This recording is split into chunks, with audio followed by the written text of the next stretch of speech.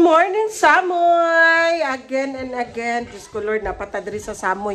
Wa pa yun ta ka uli sa downtown. Pabukid kami mga langga. Nandito pa kami. So, ayan na nga today. Pauwi na ang aking mga kapatid. Si Madam Tuts tulog pa. So, early sila mag-uwi mga langga kasi na si Swisa. Tuot pa asikaso sa mga kailanganin niya para sa school canteen. Kasi ano siya sa canteen doon sa school ni Mami Berlinda. So, ayan na nga. So, maaga sila umuwi. Ako na lang magligpit dito mga langga. Kami na lang. So, ayan na sila. Diba, muragyagi agbagyo mga langga. Guys, thank you so much for welcoming us here. Usay problema ni mo, Jom? They love, thank you. Sa kuha yun sila na thank you, oy. Asa na ang charger ko type C? Nasa kama? Okay. Ayan na. Nag-ready na sila. Oh. Guys, the vacation is over.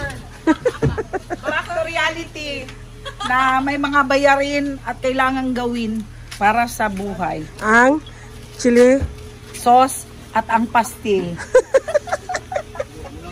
Janret. Paniti sa ning ahos. Kay Michelle na, kay Michelle.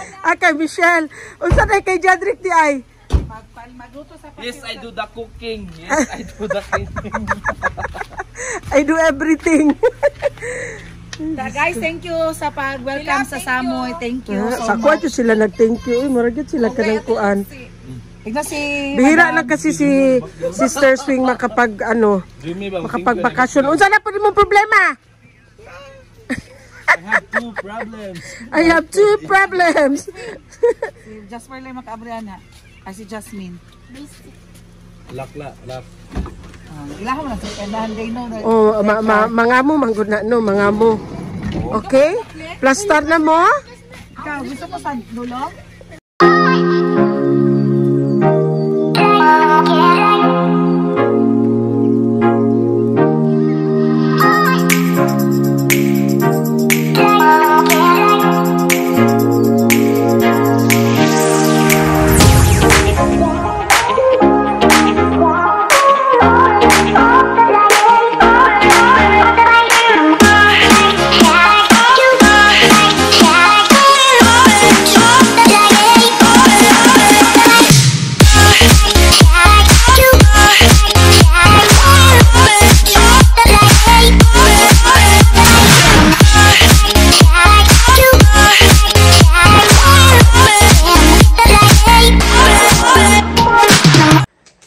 Mga langga, nakauwi na ang dalawa naming kapatid. So, kami, linisin namin yung ano nila dito.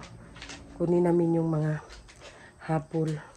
So, ayan na nga mga langga, linisin natin yung mga pillowcase. Kunin natin, i-remove natin kasi palitan na naman ng bago. Tsaka yung mga kumot, mga towel. So, ayan, samahan nyo kami. Lagi na. Towel na, remove mo na ang mga ano. Ang punda? Ang dito. Saan ang punda? Ibang punda. Kasi lahi ang punda. Ano ito? Lahi yung ito. Kina. Mahabol. Ayan, i-remove po din ang bedsheet. Bedsheet din.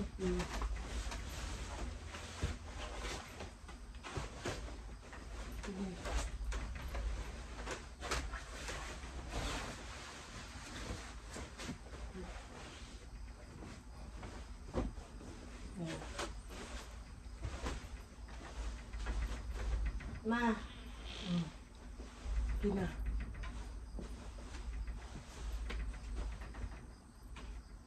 Ang bedsheet din ha, i-remove mo rin. Dalawang unan sa taas, di ba? Ay, isa lang ba? Una sa taas, no? Isa. Tapos 3 dito sa ano? Sa baba. 3, 2. 3 ata dito sa baba.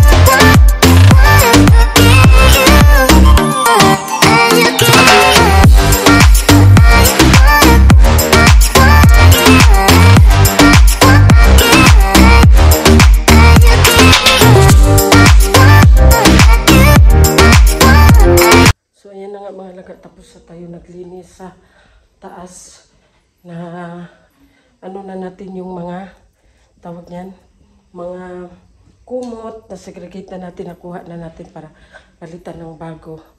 Tapos ngayon nandito na naman tayo sa baba mga langga. So, ayan. Kasi nagmamadali sila si Suisa. Wala na silang time na mag-ano. So, tayo man ang naiwan kasi nauna man sila mag-uwi. Kami mamaya pa siguro kami mag-uwi. So, anuhin na lang muna natin kasi busy man sila. Jean at saka sila Jaika pa. Exercise na rin. Ang langga. Exercise. So, magugas tayo ng pinggan. Para ako ano mga langga yun. May estudyante ko ako na sino nakaka-relate dyan na may mga estudyante early in the morning. Ano yung pag-aaral? Estudyante, ng mga trabahante, kakanta ka na lang ng where do I begin? Kasi nga hindi mo alam kung saan ka magsisimula sa kalat. Tapos pagdating nila hapon, ayan, malinis na.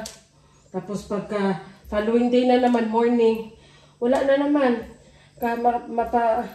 Kanta ka na naman ng where do I begin? Kasi hindi mo alam kung saan ka magsisimula. Kasi sobrang kalat mga langga. Sus, Diyos ko. Kumbaga nagsinumbagay. Pero fights lang, okay ra. Ay para kuat.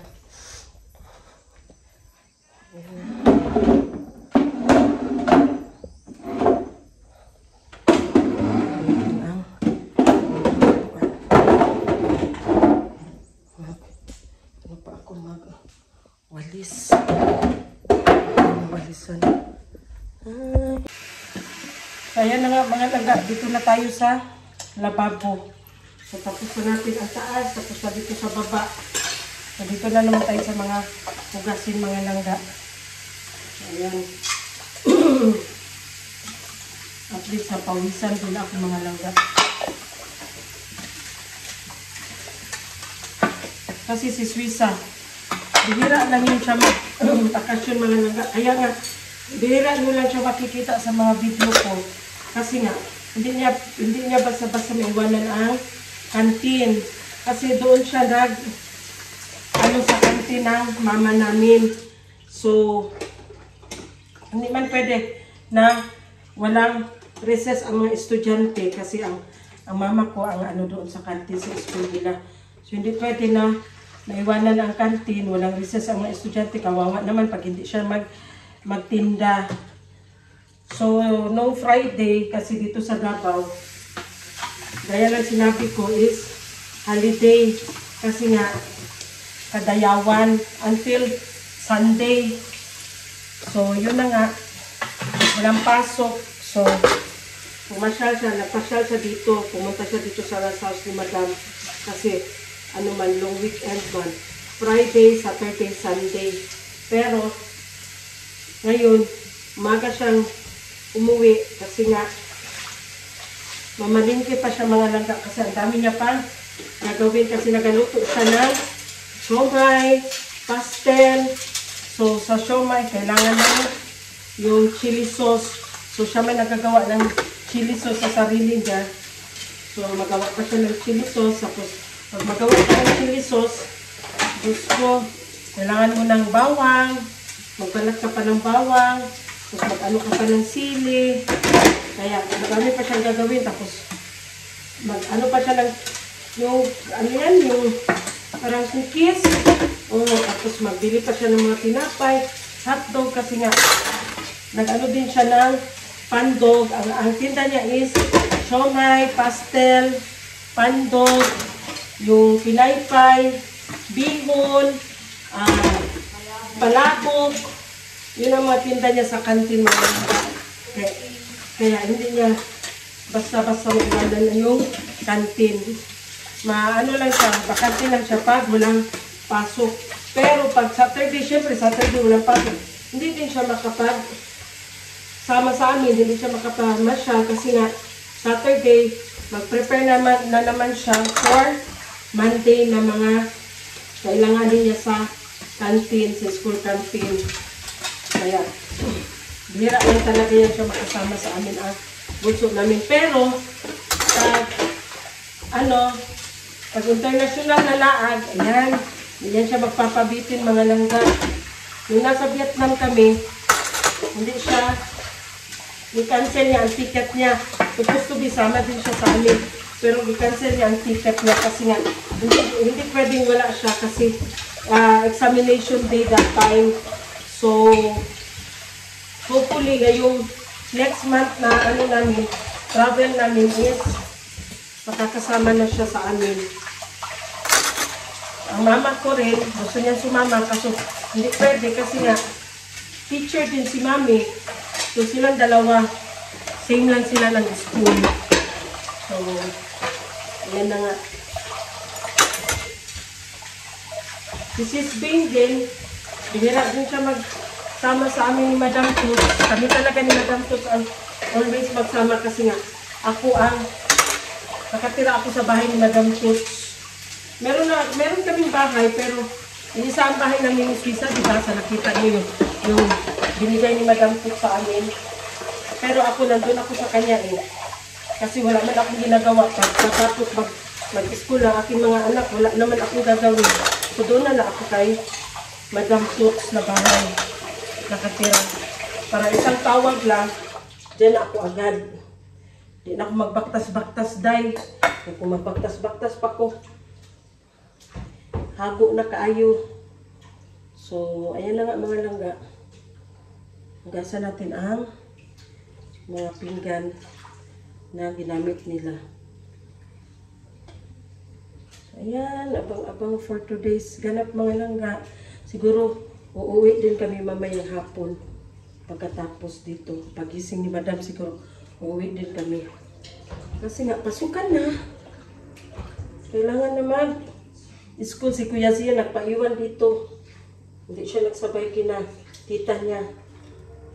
Kasi nga daw sabay lang siya sa amin pag uwi namin mamaya.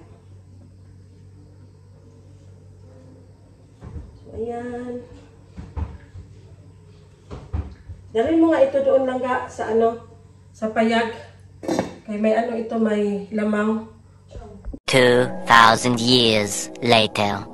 Welcome back to our channel mga langga. So ayan, nandito na kami sa farm. Galing kami ng rest house. So hindi ako naka-video. Nung pauwi na kami kasi malakas ang ulan pa rin mga langga. Nag-fogs na naman doon tapos malakas ang ulan. So ngayon nandito kami sa farm kasi nga daw wala na silang grocery.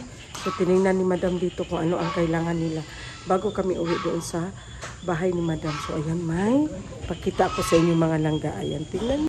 Ayan mga langga, nagpakain kami ng isda, tilapia. Ano ra? Gaan taning gagmay dire. Baby. Ano sila tanan niya? Oh.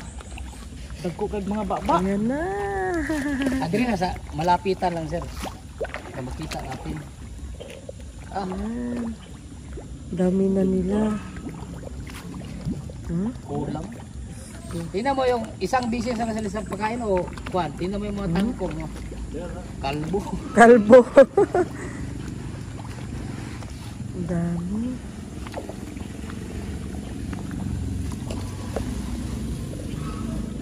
May mga gagmay, oh. Dagko na. Ito pa. Dagko na sila. Dali di ana daghan ay. Gawlam ala rin na sila dito.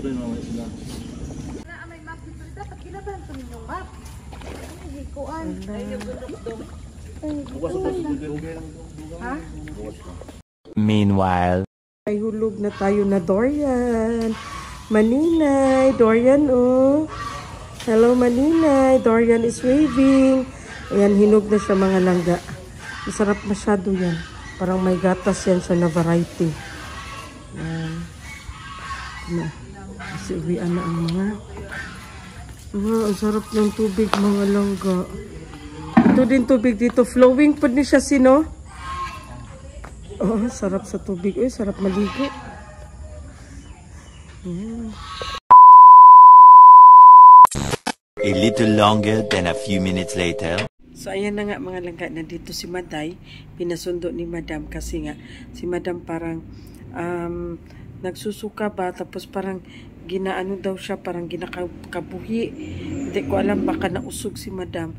So, every time na maganyan ang sitwasyon ni Madam, si Maday lang talaga ang makapagpagaling sa kanya kasi ewan ko sa mga Tagalog kung anong tawag dyan sa amin mga Bisaya, tuthuba, kumbaga yung may kinakain doon si Maday na dahon ng bayabas tapos ginalawayan niya si Madam. Sa awa ng Diyos, gumagaling naman si Madam basta every time na ganyan ang feeling ni Madam kaya pinasundo siya ni Madam doon sa bahay niya. Patulog na daw sana siya kasi kagagaling lang namin doon sa rest house mga langga. So sa sasakyan pa lang kami, iba na talaga ang feeling ni Madam, uwing-uwi na talaga siya. Dumaan pa kami doon sa farm kanina kasi nga wala na daw grocery doon ang mga trabahante doon sa farm. So tinignan namin kung ano yung mga kulang nila.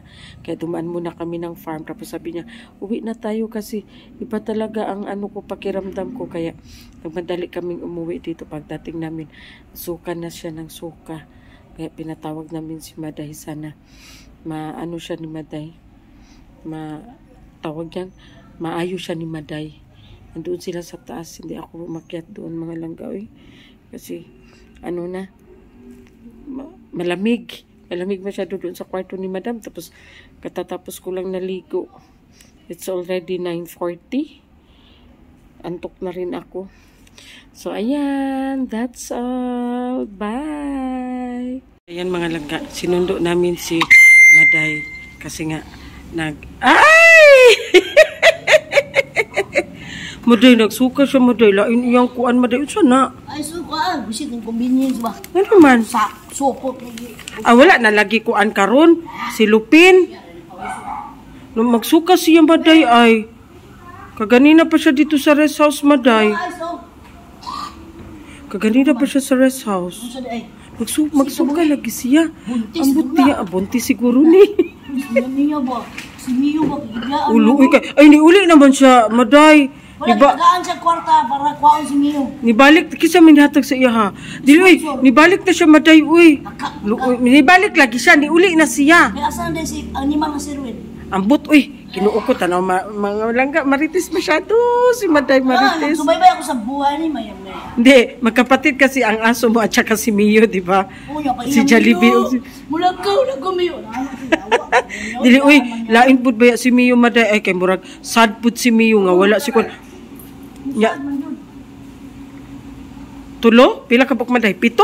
I love you. You love me.